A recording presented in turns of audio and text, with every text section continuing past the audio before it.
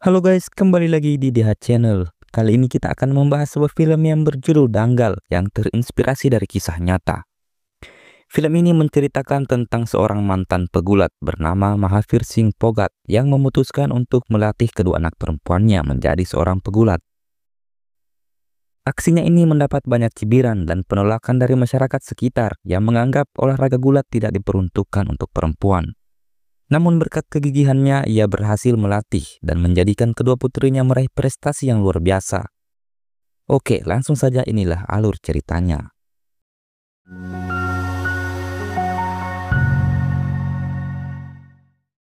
Film dimulai memperlihatkan seorang pria bernama Mahavir Singh Phogat yang sedang menonton pertandingan gulat internasional di televisi kantornya. Saat melihat negaranya yaitu India tak mampu bersaing, ia pun berkomentar bahwa sebenarnya para pegulat di desanya bisa menang di tingkat internasional asalkan mereka mendapat dukungan dari pemerintah. Sayangnya pemerintah sama sekali tidak memperhatikan para atlet gulat. Tiba-tiba seorang pegawai baru mendekat dan menyinggung Mahavir. Ia mengatakan memenangkan gulat tak semudah yang diucapkan Mahavir. Jika Mahavir diberi kesempatan bergulat, ia pasti lari terbirit-birit sebelum pertandingan dimulai. Mahavir pun menantangnya bergulat saat itu juga. Anak baru itu terlihat sangat percaya diri, namun rasa percaya dirinya itu langsung sirna saat Mahavir membantingnya dengan sekali gerakan. Mereka bertanding 3 kali namun hasilnya tetap sama. Anak baru itu lalu memberi selamat pada Mahavir karena telah mengalahkan juara gulat tingkat kabupaten.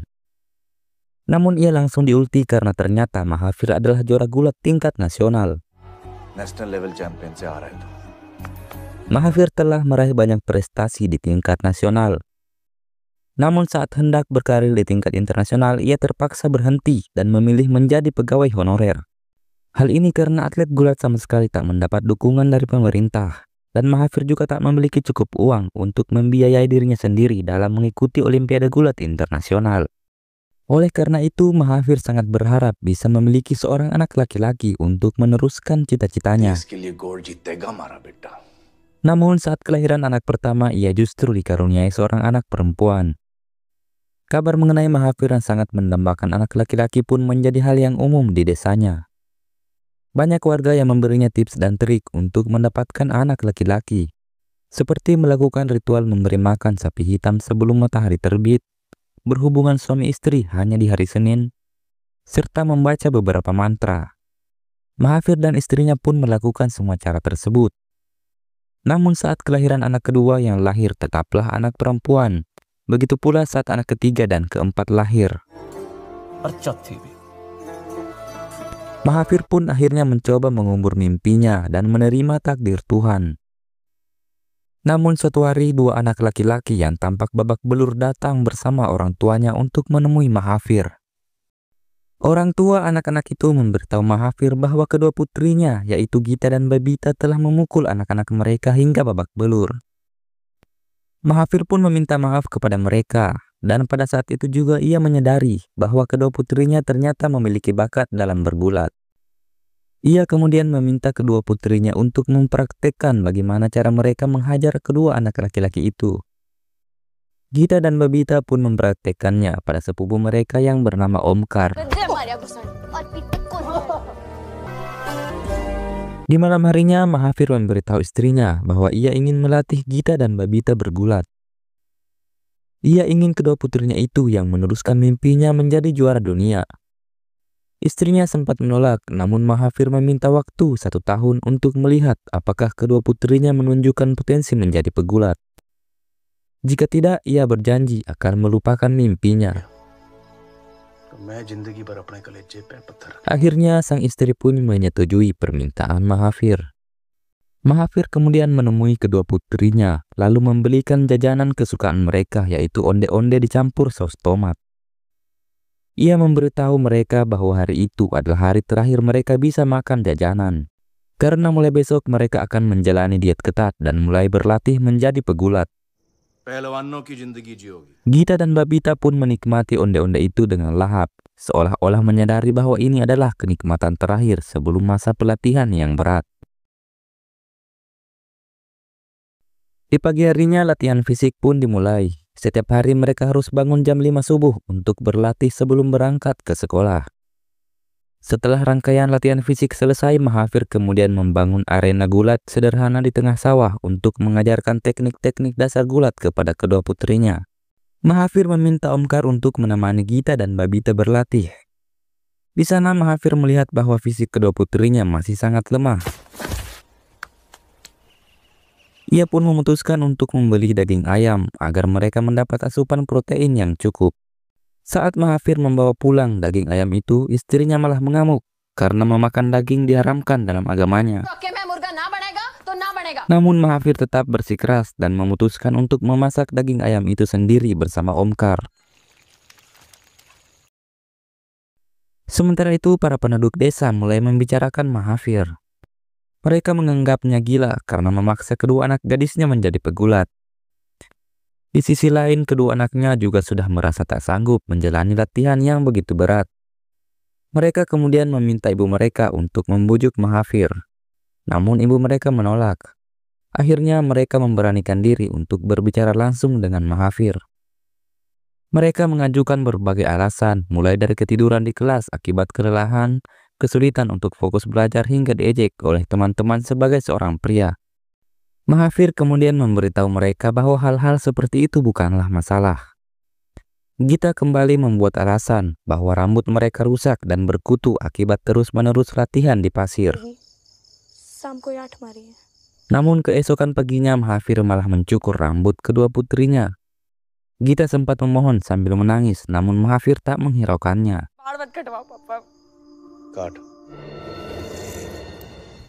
Gita dan Babita pun ditertawakan oleh penduduk desa, bahkan mereka sering dibully oleh teman-teman mereka.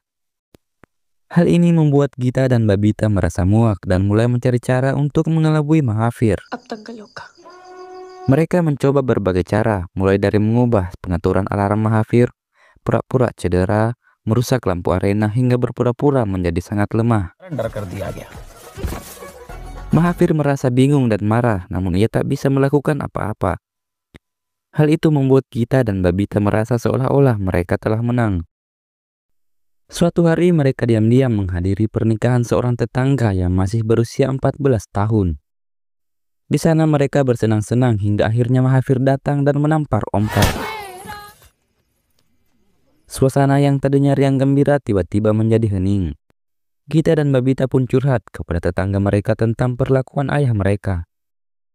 Namun sang tetangga justru mengaku berharap memiliki ayah seperti Mahafir, yang bersedia dicaci maki seluruh desa demi masa depan putrinya. Mahafir tidak memperlakukan mereka seperti anak gadis India lainnya yang dipaksa menikah dengan pria yang tak mereka kenal setelah berusia 14 tahun. Gita dan Babita terkejut mendengar hal itu. Mereka akhirnya sadar bahwa yang dilakukan Mahafir selama ini demi masa depan mereka. Sejak saat itu mereka berdua giat berlatih tanpa perlu disuruh sekalipun. Perkembangan mereka semakin hari semakin pesat. Bahkan Gita mampu mengalahkan Omkar dalam latihan gulat. Mahafirnya melihat perkembangan pesat putrinya berniat untuk mengikutkan mereka dalam pertandingan gulat sungguhan. Keesokan harinya mereka berangkat untuk mengikuti pertandingan gulat. Namun di sana panitia menolak memasukkan wanita untuk ikut bertanding. Mahafir sempat emosi, namun ia tak bisa berbuat apa-apa untuk membuat putrinya ikut bertanding. Mereka pun akhirnya pergi. Salah seorang panitia lalu menasihati rekannya bahwa pertandingan gulat antara wanita melawan pria pasti akan mengundang banyak penonton dan bisa menghasilkan banyak uang. Mereka pun langsung mengajar Mahafir, kemudian memasukkan Gita dalam pertandingan gulat. Pertandingan itu ternyata benar-benar mengundang banyak penonton yang penasaran melihat seorang wanita bergulat. Di antara mereka banyak yang menghina, bahkan meremehkan Gita. Sementara itu Gita memilih lawan yang paling kekar, yang justru membuat penonton semakin menertawakannya. Pertandingan pun dimulai dan Gita mampu mengimbangi pegulat pria itu, sehingga membuat seluruh penonton tertegun. Sayangnya Gita kalah dalam pertandingan yang sangat seru itu. Namun Mahafir terlihat sangat puas dengan kemampuan putrinya. Sejak saat itu mereka terus mengikuti pertandingan demi pertandingan. Kemampuan gulat Gita pun terus meningkat, membuatnya meraih banyak piala. Penduduk desa yang dulu menghina dan menertawakan mereka kini berubah dan mulai memuji serta menyanjung mereka karena berhasil mengharumkan nama desa. Gita dan Babita pun tak lagi dibully di sekolah. Bahkan Gita dianggap berprestasi dan akan mewakili kampungnya dalam pertandingan gulat tingkat junior. Mahafir sampai meminta cuti pada atasannya untuk fokus melatih Gita. Namun permintaan cutinya ditolak. Akhirnya ia mengundurkan diri dan memberitahu istrinya bahwa ia akan mencari nafkah dengan menggarap sawah. Untuk melatih Gita bertanding gulat, Mahafir meminta bantuan matras kepada Kepala Dinas Pemuda dan Olahraga. Namun permintaannya ditolak. Ia pun menggunakan kasur yang ditumpuk untuk mengajari Gita aturan-aturan dalam pertandingan gulat resmi. Saat pertandingan dimulai, Gita mampu melibas semua saingannya dengan mudah dan meraih juara pertama. Hasil ini membuatnya lanjut ke kejuaraan nasional tingkat junior. Di sana Gita juga berhasil meraih juara pertama. Waktu pun berlalu, Gita tumbuh dewasa dan bertanding di kejuaraan nasional tingkat senior. Ia juga berhasil memenangkan kejuaraan tersebut. Mahafir pun sangat bangga pada putrinya karena telah menyamai prestasinya. Dan kini hanya tinggal selangkah lagi untuk mewujudkan cita-citanya menjadi juara dunia. Namun Mahafir tak lagi bisa melatih Gita karena para atlet nasional kini berlatih di bawah yayasan pemerintah yang berlokasi di ibu kota kabupaten. Mahafir pun mengantar putrinya ke sana dan di sana ia bertemu dengan pelatih yang akan melatih Gita. Mahafir mencoba memberikan beberapa tips untuk melatih putrinya. Namun sang pelatih tersinggung dan langsung mengusir Mahafir.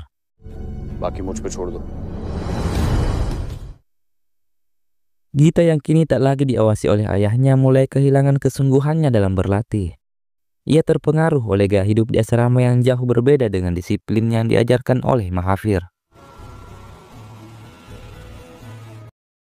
Saat pulang ke rumah, Gita mencoba mengajari adiknya teknik gulat terbaru, karena menurutnya teknik gulat ayahnya sudah usang. Mahafir yang mendengar hal itu marah dan meminta Gita untuk mempraktikkan teknik baru itu padanya. Namun saat akan mempraktikannya, Gita malah langsung dibanting. Ia pun murka dan langsung menyerang ayahnya dengan sekuat tenaga. Awalnya Mahafir mampu mengimbangi Gita, namun karena usianya yang sudah tua, energinya tidak lagi sekuat dulu. Mahafir yang kehabisan nafas akhirnya kalah dari Gita. Pada malam harinya, Babita berusaha menasihati kakaknya bahwa bukan teknik ayahnya yang salah, melainkan usianya yang sudah tua. Namun Gita malah tersinggung. Menurutnya teknik terbarulah yang akan mengantarkannya menjadi juara dunia. Di pagi harinya Gita kembali ke asrama tanpa meminta maaf pada ayahnya. Sementara itu Mahafir terlihat banyak termenung karena ia tak menyangka bahwa putrinya begitu gampang melupakan ajaran yang telah diberikannya selama ini. Beberapa waktu kemudian Gita mengikuti kejuaraan internasional di Sydney. Sayangnya pada pertandingan pertamanya Gita dengan mudahnya dikalahkan. Sementara itu Babita mengikuti kejuaraan nasional dan berhasil meraih juara. Mahafir terlihat khawatir karena Babita juga akan segera menjalani pelatihan di asrama. Namun Babita meyakinkan ayahnya bahwa ia tidak akan melupakan ajaran yang ia berikan. Akhirnya Babita pun memasuki asrama pelatihan atlet. Di sana Gita mengajak adiknya untuk mengenal kehidupan di asrama. Babita menyadari bahwa kakaknya telah banyak berubah sejak tinggal di asrama. Babita pun mencoba menasihati Gita, namun nasihat Babita justru membuat Gita tersinggung. Gita dengan yakin menyatakan bahwa ia akan memenangkan pertandingan berikutnya. Hari berikutnya Gita menjalani pertandingan internasional keduanya, namun ia kembali gagal memenangkan pertandingan tersebut. Begitu pula dengan pertandingan-pertandingan berikutnya. Gita yang awalnya percaya diri kini terlihat putus asa dan tak menyangka dirinya gagal memenangkan satupun pertandingan. Sekembalinya di asrama, Gita curhat pada Babita mengenai kemampuan gulatnya. Gita merasa tak pantas menjadi juara dunia. Babita pun mengingatkan kembali kemampuan Gita yang pernah mengalahkan pegulat laki-laki dan memenangkan kejuaraan gulat nasional India. Jika Gita saja merasa tak pantas, maka tak ada lagi wanita di India yang pantas menjadi juara dunia. Babita kemudian menyarankan Gita untuk meminta maaf pada ayahnya. Gita lalu menelpon ayahnya. Ia tak sanggup mengeluarkan sepatah kata selain menangis. Mahavir terkejut mendengar putrinya menangis. Keesokan harinya Mahavir bersama Omkar berangkat untuk menemui Gita. Mereka menyewa kamar kos untuk tinggal selama beberapa waktu, agar dapat melatih Gita mempersiapkan diri menjelang Olimpiade Internasional yang akan diselenggarakan di India. Sementara itu Gita mencukur kembali rambutnya dan bertekad untuk fokus berlatih. Mahavir meminta kedua putrinya untuk menemuinya tiap subuh agar ia dapat melatih mereka secara langsung. Selama beberapa hari hal itu berjalan lancar, namun pada akhirnya mereka ketahuan. Gita lalu menelpon ayahnya dan memberitahu bahwa ia dan Babita dikeluarkan dari asrama karena ketahuan sering membolos. Mendengar kabar itu, Mahavir segera menemui para pejabat asrama untuk memohon agar kedua putrinya diizinkan tetap berlatih di sana. Akhirnya Gita dan Babita tidak jadi dikeluarkan dengan syarat mereka tidak lagi membolos untuk berlatih bersama Mahavir. Setelah kejadian itu, Mahavir mencari cara lain agar tetap dapat melatih putrinya tanpa harus melanggar peraturan asrama. Ia pun meminta agar semua video pertandingan Gita di Olimpiade dikirimkan kepadanya. Dengan teliti Mahavir menonton seluruh video tersebut dan menandai setiap bagian yang menjadi kelemahan Gita. Setelah mencatat semua kelemahan tersebut, Mahavir segera menghubungi Gita melalui telepon untuk memberikan petunjuk dan membantunya memperbaiki kekurangannya.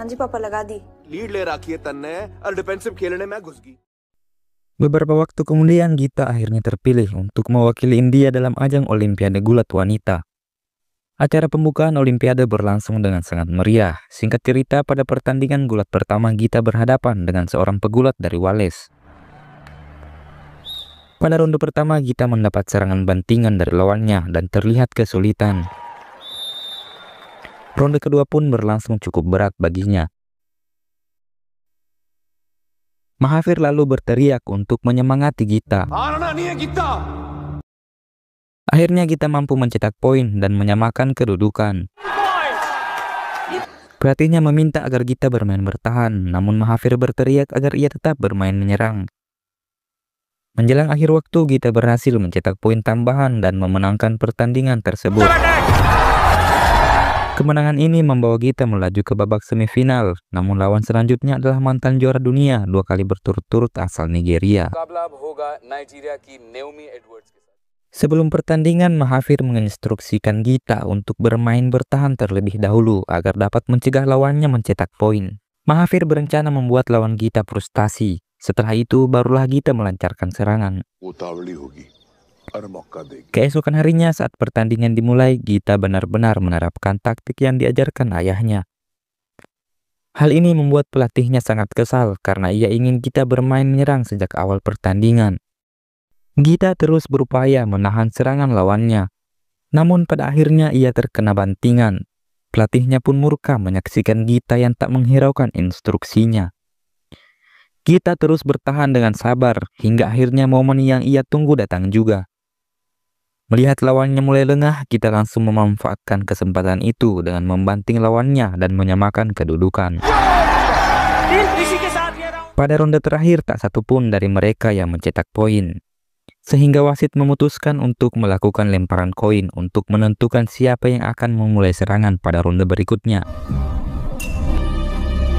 Sial bagi Gita, lawannya lah yang memenangkan undian dan berhak memulai serangan, sedangkan Gita harus bertahan dari serangan lawannya. Dengan aturan itu, peluang kemenangan akan sangat besar bagi pihak yang menyerang. Lawan Gita bersiap dengan mengunci paha kanan Gita, sementara Gita dalam posisi bertahan.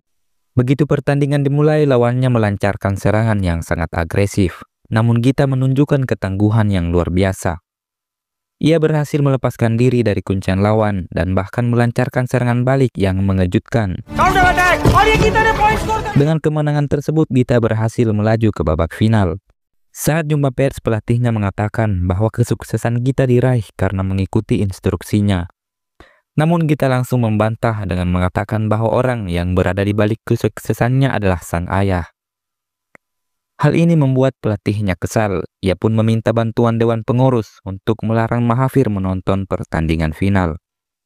Namun permintaannya ditolak. Ia pun melakukan aksi nekat. Saat pertandingan final akan dimulai, ia menyuruh orang untuk menguncikan Mahathir di sebuah ruangan. Mahathir ingin menghubungi Omkar namun tak ada sinyal di ruangan tersebut. Ia mencoba menobrak namun tak berhasil. Ia pun akhirnya pasrah terkunci di ruangan tersebut. Sementara itu, Gita yang mengharapkan instruksi dari ayahnya merasa kebingungan saat melihat ayahnya tak ada di tribun. Mengingat lawannya merupakan juara bertahan yang pernah mengalahkannya sebelumnya. Ia pun memulai pertandingan dengan kebingungan, tapi untungnya ia berhasil mencetak poin dan unggul di ronde pertama. Setelah ronde pertama berakhir, Omkar berusaha mencari keberadaan Mahathir, namun tidak berhasil menemukannya. Gita terus memandang ke arah tribun, berharap dapat melihat ayahnya, tetapi ayahnya tak juga muncul hingga babak kedua dimulai. Gita berhasil mencetak beberapa poin pada awal ronde kedua. Namun lawannya yang tangguh mampu membalikkan keadaan dan akhirnya unggul. Memasuki ronde ketiga dan sekaligus menjadi ronde penentuan, Gita terlihat kesulitan menghadapi serangan bertubi-tubi dari lawannya. Ia tertinggal beberapa poin dan mulai merasa putus asa. Gita kemudian teringat nasihat ayahnya bahwa ia harus mampu mengatasi masalahnya sendiri. Gita pun berusaha sekuat tenaga untuk membalikkan keadaan. Sementara lawannya berusaha mengulur waktu untuk mempertahankan keunggulannya. Beberapa detik sebelum waktu habis, Gita berhasil melakukan gerakan tipuan yang mengejutkan. Dengan cepat Gita menangkap dan membanting lawannya, sehingga berhasil membalikkan keadaan. Gita akhirnya berhasil memenangkan pertandingan dan meraih medali emas. Mahathir baru menyadari kemenangan Gita ketika mendengar lagu kebangsaan India berkumandang di stadion. Beberapa saat kemudian seorang petugas kebersihan membuka pintu. Mahathir pun langsung menghampiri Gita dan film pun berakhir. Sekian dan terima kasih. Jangan lupa like, comment, share, dan subscribe.